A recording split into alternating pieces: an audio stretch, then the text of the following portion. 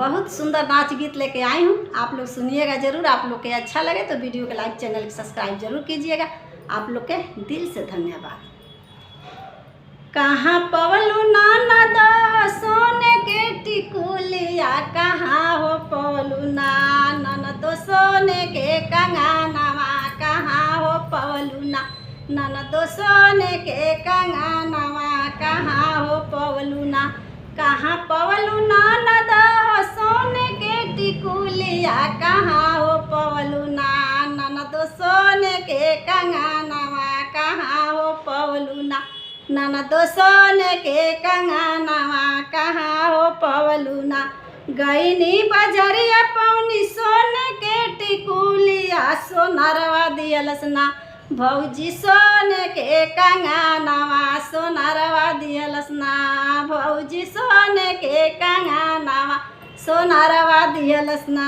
गईनी बजरिया पौनी सोने के टिकुलिया, सोनरवा दियलस ना भौजी सोने के कंगनवा, सोनरवा दियलस ना भौजी सोने के कंगनवा, सोनरवा दियलस ना।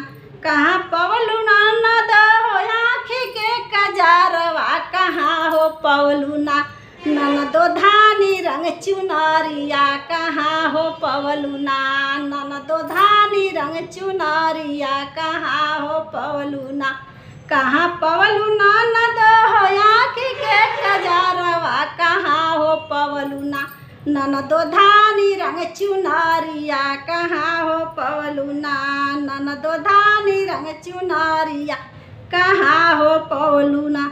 गईनी बजरिया पौनी आँखी के कजारवा, गईनी बजरिया पौनी आँखी के कजारवा, बजजवा दियलस ना भौजी धानी रंग चुनरिया, बजजवा दियलस ना भौजी धानी रंग चुनरिया, बजजवा दियलस ना। गईनी बजरिया पौनी आँखी के कजारवा, बजजवा दियलस ना भौजी धानी रंग चुनरिया, बजजवा दियलस ना भौजी धानी रंग चुनरिया, बजजवा दियलस ना।